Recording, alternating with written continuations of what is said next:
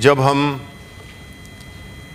देखते हैं कि एक फ़ारसी के बहुत बड़े शायर बेदल, उन्होंने एक मिसरा कहा था जो कि पाकिस्तान की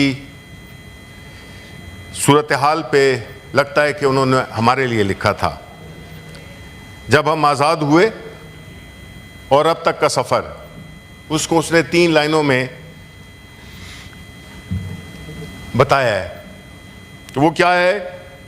3 लफ्ज़ों में बल्कि, शब रफ्त सहर नशुद शब आमद, यानी कि रात गई सुबह नहीं हुई, रात आ गई। हमारी मुल्क की सूरत हाल भी कुछ इसी तरह की है कि हम समझते थे कि हम आज़ाद हो गए हैं और यहाँ पे हम अपने मज़हब, अपने कल्चर और अपनी रवायात के मुताबिक अपने इस्लामी तमद्दुन के तहत हम अपनी ज़िंदगी गुजारेंगे।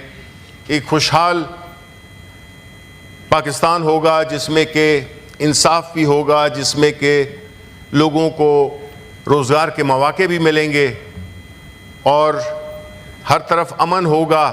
लोग अपनी प्रॉपर्टी और अपनी जानों को महफूज समझेंगे।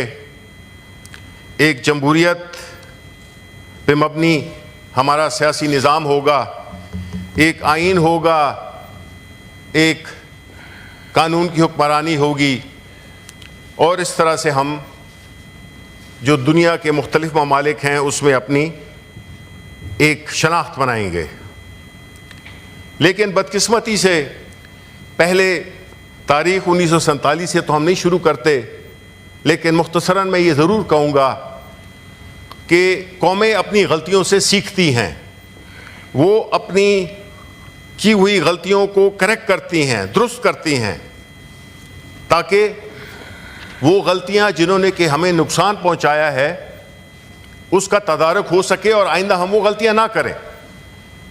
लेकिन बदकिस्मती से जब 1971 में इलेक्शंस हुए तो 1971 के इलेक्शन का, हम छोटे थे उस वक्त, हमें इतना ज़रूर याद है और थोड़ी बहुत तारीख़ पढ़ी है कि जो वो इलेक्शन हुआ तो उसका जो बुनियादी तनाज़ा था कि जो ज़्यादा मैंडेट जिसको पाकिस्तान के अवाम ने दिया था उनको हुकूमत नहीं दी गई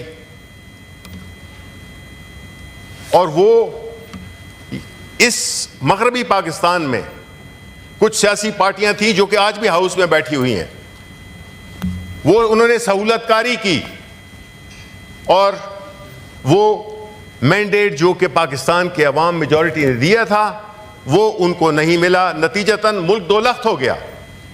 इमेजिन, आप सोचें कि इससे बड़ी बदकिस्मती क्या हो सकती है कि एक राय शुमारी हो, इलेक्शन हो, उसमें एक पार्टी मेजॉरिटी लेती है, हम उनको डिनाई करते हैं उनका हक, यानी कि पाकिस्तान के अवाम को डिनाई करते हैं, क्योंकि नुमाइंदे तो चुने हुए होते हैं पाकिस्तान के अवाम की वजह से। मुल्क 2 नीम हो गया। हमारे लगता है कि सर पर जू तक नहीं रहेंगी और हमने मुसलसल मुतनाज़ा उसके बाद इतनी बड़ी गलती और इतनी बड़ी कीमत अदा करने के बाद भी हमने अपने इलेक्शंस को साफ और शफाफ तरीके से नहीं करा सके। उसकी लेटेस्ट एग्जांपल पिछले साल 8 फरवरी का इलेक्शन था, जिसको कि अभी कुछ ही दिन हुए 1 साल पूरा हो गया। पहले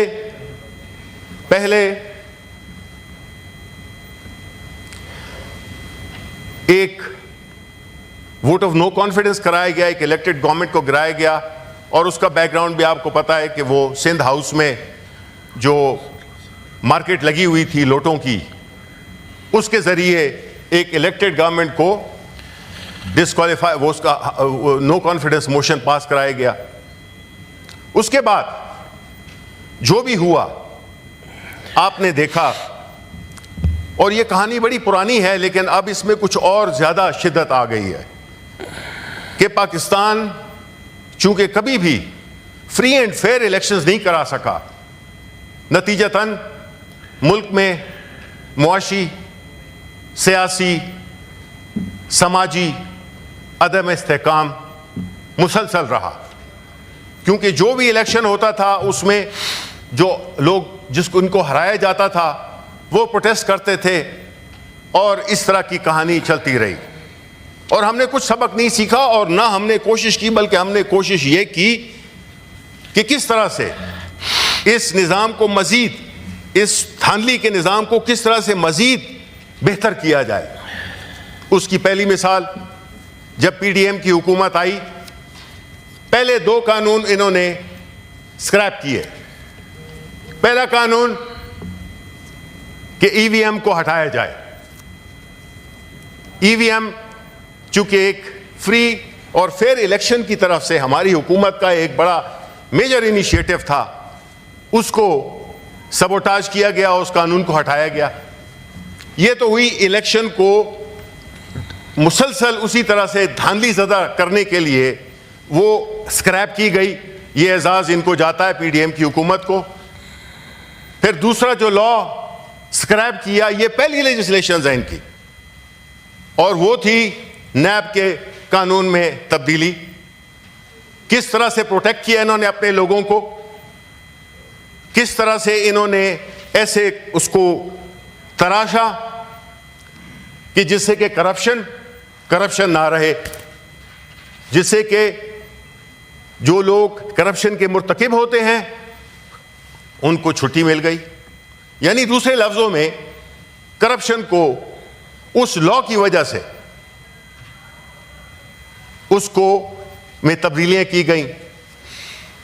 अब देखें, बात यह है कि आप किस नीयत से काम करते हैं और किन लोगों के लिए आप काम करते हैं। आपने वो कवानीन अपने लिए बनाए, आपके लीडर्स थे,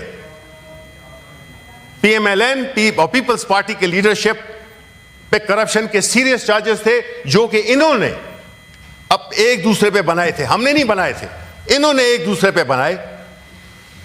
और जब बात आई इक्तिदार की, उसमें ये दोनों शामिल हो गए, भाई भाई बन गए। पहले एक दूसरे की जो भी बातें करते थे वो तो जो करते थे, आज भाई भाई बैठे हुए हैं। लेकिन बात यह है, बहन कौन है भाई? नहीं, हम पार्टी लीडरशिप की बात कर रहे हैं।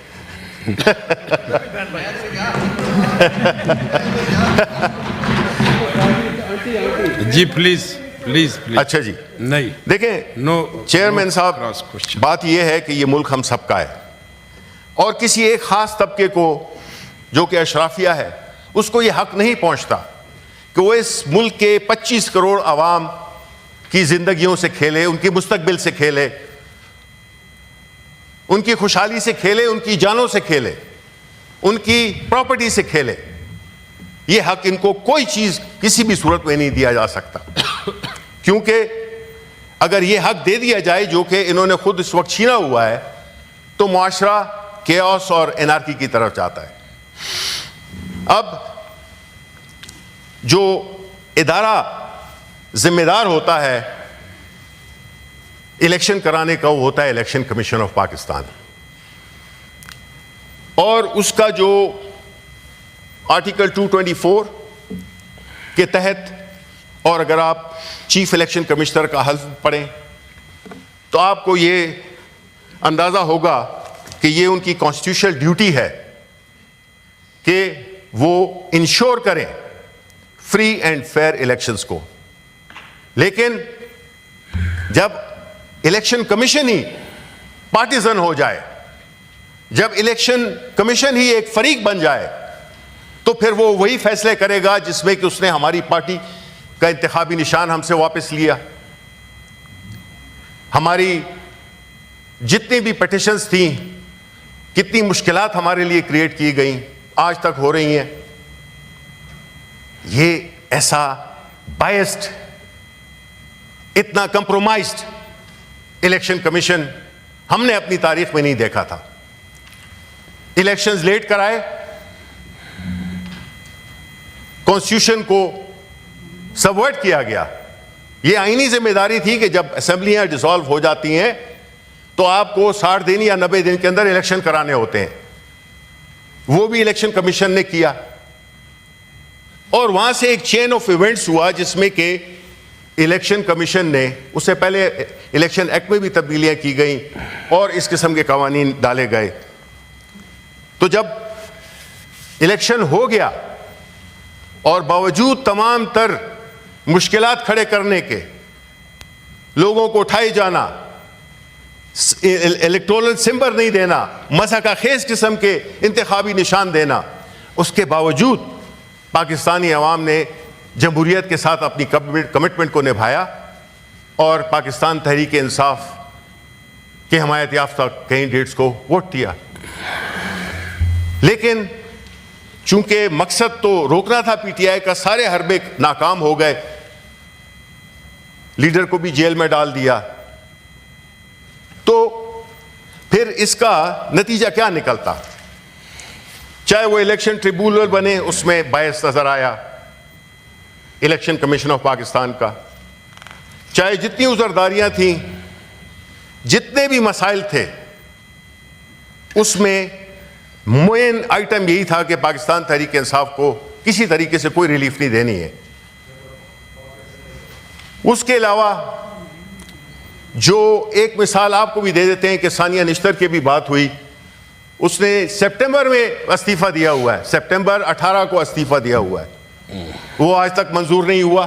खैबर पख्तूनख्वा से थी वो हमारी सेनेटर कासिम, उनका पूरा नाम मैं माजरत चाहता हूँ, रोंजो, कासिम रोंजो, उन्होंने एक हफ्ता पहले के 10 महीना पहले इस्तीफा दिया, वो मंजूर भी हो गया। उनका सिंध से ताल्लुक था, बलूचिस्तान से ताल्लुक था, बलूचिस्तान से ताल्लुक था, वो फौरन सीट भी विकेट हो गई और नोटिफिकेशन भी हो गया। लेकिन खैबर पख्तूनख्वा को, वो चूंकि खैबर पख्तूनख्वा से थी, उनको रिलीफ नहीं देना, क्योंकि ऑलरेडी ये कितनी अफसोस की बात है, मुझे लॉ मिनिस्टर साहब बताएं कि वो किस तरह से जस्टिफाई करेंगे एक हाउस ऑफ फेडरेशन जिसमें कि एक सूबे को डिनाई किया जा रहा है कि उसके सेनेट के इलेक्शंस हों और उसके नुमाइंदे सेनेट में आए, तो खैबर पख्तूनख्वा के अवाम क्या सोचेंगे कि ये हाउस ऑफ फेडरेशन है या ये कुछ और है? तो इस तरह की जब चीजें होंगी तो फिर इससे बड़ी मुश्किलात बढ़ती हैं और सोसाइटी तकसीम होती है। हम ये समझते हैं कि एक तो नमाज का भी टाइम है, अगर आप असर का नमाज भी निकल रहे, काफी जी नमाज का भी टाइम है जी जी, और बाकी मेंबरान ने भी बात करनी है बड़ी, नहीं थोड़ा सा नहीं देखें चेयरमैन साहब, जो बात हुई है हमारी वही कि उसमें आपने कहा 45 मिनट 1 घंटा बात करें, ये आपने कहा था कि नहीं? तो ये मजाकन थी वो सर, इस तरह की उस पे मजाकन बातें नहीं होती हैं। मैं इंपॉर्टेंट इश्यूज रेस कर रहा हूं कि देखिए सर, बात ये होती है कि जब इलेक्शंस फ्री एंड फेयर नहीं हो तो गैर नुमाइंदा लोग ऐवानों में बैठे होते हैं, उनकी वो मॉरल हैसियत नहीं होती, उनके पास वो अखलाकी जवाज नहीं होता कि वो हुकूमत कर सकें। वो ऐसे कवानीन बनाएंगे जिससे कि अवाम का कोई ताल्लुक नहीं है, वो सिर्फ अपनी पावर को कंसोलिडेट करने के लिए कवानीन करेंगे। उसमें जिस तरह के आपने देखा कि जो लॉज पास हुए जिसमें कि peaceful assembly and public order act को ले लें, 26वीं तरमीम को ले लें, फिर पीका के लॉज को देख लें, यानी ये कवानीन बुनियादी तौर पे अवाम के लिए नहीं है। ये हुकूमत को वो आईनी पावर्स देना जिसको कि आइन का लिबादा दे दिया जाता है और हम उसके नताइज हम देख रहे हैं। तो जो भी जड़ है इस सारे मसाइल की वो ये है कि इस मुल्क में कभी फ्री एंड फेयर इलेक्शंस नहीं हुए। जिस दिन आप हमारे हमसाए मुल्कों को देख लें, उधर कभी भी ये इस किस्म की पॉलिटिकल स्टेबिलिटी आई है, हमसे 4 गुना तादाद में ज्यादा है, वो हमसे बहुत बड़ा इलाका है, हर किस्म का मजहब, हर किस्म की कौमियतें वहां पे हैं। क्यों नहीं हुआ? क्यों वो तरक्की कर रहे हैं? क्यों हम आज जवाल पजीर हैं? क्यों हमारे लोग मुल्क छोड़ के जा रहे हैं? अगर आप देखें आज का अखबार, ये मेरी बात नहीं है, नैब के चेयरमैन लेफ्टिनेंट जनरल रिटायर्ड नजीर भट्ट का बयान है। उन्होंने लिखा है कि पाकिस्तान से 25,000 लोग, फ्लाइट ऑफ कैपिटल, 25,000 लोग दूसरे मुल्कों में शहरियत लेने के लिए यहां से चले गए हैं, बायर और इन्वेस्टमेंट। अब 25,000 अगर $1,00,000 भी, बिकॉज नेशनलिटी आपको कोई ये $1,00,000 में नहीं मिलती है, लेकिन $1,00,000 भी लगा लें तो ये $40 अरब बनते हैं जनाब चेयरमैन, जो मुल्क छोड़ चुका है। इसके साथ साथ ब्रेन ड्रेन भी हुआ है इसमें। यही उन्हीं के खिताब से, उन्हीं से ये मैं वो करता हूं कि जब ये मुल्क लोग छोड़ के जा रहे हैं तो क्यों छोड़ के जा रहे हैं? अगर यहां पे दूध और शहद की नहरें बह रही हैं तो क्यों लोग जा रहे हैं? वो लोग जो कि नेशनलिटीज लेने के लिए बाहर जा रहे हैं। फिर एक और जो हकीकी पाकिस्तान है गुरबा का, उन नौजवानों का जो इस मुल्क में अपने मुस्तकबिल नहीं देख रहे, वो बेचारे कश्तियों में डूब जाते हैं। ये कौन अपने मुल्क को छोड़ना चाहेगा चेयरमैन साहब? जब उसको सारी चीजें मुयस्सर हों, वो क्यों नहीं? और चीजें क्या मुयस्सर हों? ये है कि कानून की हुक्मरानी, ह्यूमन राइट्स की respect, freedom of speech, implementation of contracts, property rights. क्यों करेगा कोई इस मुल्क में इन्वेस्ट जबकि आपके अपने लोग यहां छोड़ के जा रहे हैं? आप $2-2 अरब के लिए, $1-1 अरब के लिए हम खैरात मांग रहे हैं। कोई भी आप उसको नाम दे दें, बैंकिंग का या फाइनेंस का, है खैरात। आप भीख मांग रहे हैं। और यहां पे 40 अरब तो ये बड़ा कंजर्वेटिव फिगर है, मुनासिब नहीं, इसको एक्सपेंड करते हैं जी। 40 आपकी जो मर्जी है जी, आप वो करें, मैंने तो वो किया है कि $40 अरब तो बहुत कम वो है। अब इतने ऐसे हालात में अगर हम कहेंगे जी सब अच्छा है, कुछ भी नहीं हो रहा, मुल्क में खुशहाली है, मुल्क में एक बड़ा ही अच्छा माहौल है, इन्वेस्ट कौन करेगा? आपके पाकिस्तान के लोग बाहर जा रहे हैं तो बाहर के लोग यहां पे क्यों आएंगे? OPIA की प्राइवेटाइजेशन में आपने देख लिया, वो इस्लामाबाद एयरपोर्ट की आउटसोर्सेज में आपने देख लिया, एक गाहक आपको मिला। वो मेरे वाले साहब का एक शेर है, मिला था एक ही गाहक सो हम भी क्या करते, सो खुद को बेच दिया बेहिसाब सस्ते में। अब जब आप के मुल्क में कोई किसी भी इदारे को खरीदना नहीं चाहता, नेशनल एयरलाइन को, एक गाहक आता है, वो भी कोई प्रॉपर्टी की डीलिंग में, आप मुख्तसर करें, ठीक है ना? तो मैं सबका मुख्तसर करता हूँ, बस 5 मिनट और मैं ख़त्म करता हूँ। 2 मिनट में ख़त्म। 5 मिनट जी। देखें चेयरमैन साहब, बात यह है कि जिस तरह से अदालतों में मुकदमे चल रहे हैं, जिस तरह के PTI के लोग जेलों में हैं, पाकिस्तान की तारीख़ में कभी भी इतने सियासी कैदी नहीं थे जितने के आज हैं, और उनका एजाज़ इस हुकूमत को जाता है। ये इनकी सबसे बड़ी जमहूरियत के लिए इनकी वो थी कि जितने ज़्यादा आपने लोग PTI के जेलों में डाल दिए, जेलों में जगह ही नहीं रही है। इसी तरह हमें ड्यू प्रोसेस ऑफ लॉ नहीं मिल रहा, हमारे केसेस नहीं लगते, हमारी जमानतों के लिए नहीं होता, वो नहीं दी जाती। हमारे लीडर को जेल में सियासी मुकदमात कायम करके जेल में रखा हुआ है। तो इस तरह के हालात में पॉलिटिकल स्टेबिलिटी नहीं आ सकती चेयरमैन साहब। ये मुल्क के लिए जहर कातिल है।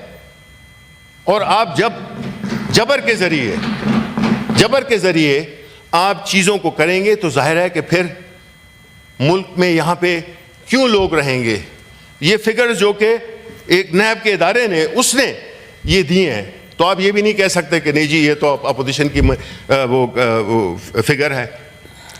तो हमें देखना होगा कि ऐसे हालात जो कि पैदा कर दिए गए हैं, इसमें इस तरह ये मुल्क चल नहीं सकता।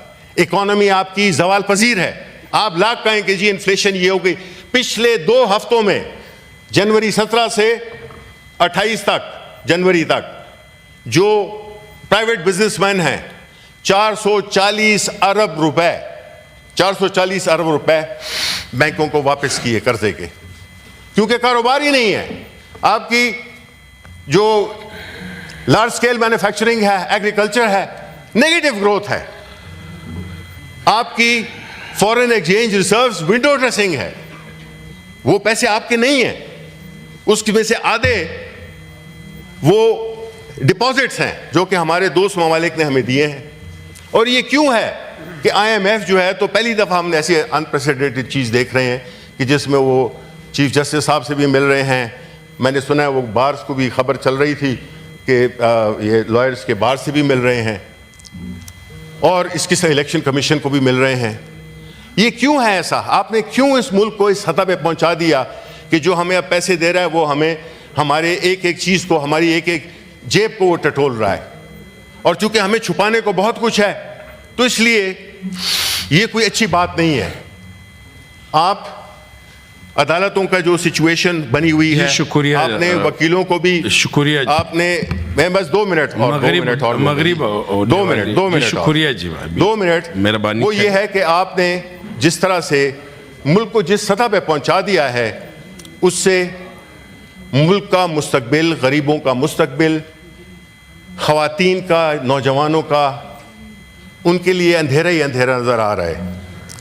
जो ख़वातीन पे जुल्म हुए हैं, उसका मेरा ख्याल है कि ये एक हुकूमत जो कि बैठी हुई है, इसको जवाब देना होगा कि ये कैसे इतनी सियासत में, चूँकि हमारा मुकाबला नहीं कर सकते, आवाम के दिलों में घर नहीं कर सके, तो ये कैसे अपनी एक इखलाकी कुव्वत या पब्लिक सपोर्ट तो इनके पास है नहीं, इनकी सियासत ख़त्म हो गई है। लेकिन ये बस जिद पजिद है कि जी हमने मेहरबानी के जरिए जो है तो हमने इससे पहले इस मुल्क को चलाना है और मुल्क का बेड़ा गर्क कर दिया है। नतीजा जवाब मिले, बहुत शुक्रिया। सरमद अली साहब प्लीज। सर इजाजत दें।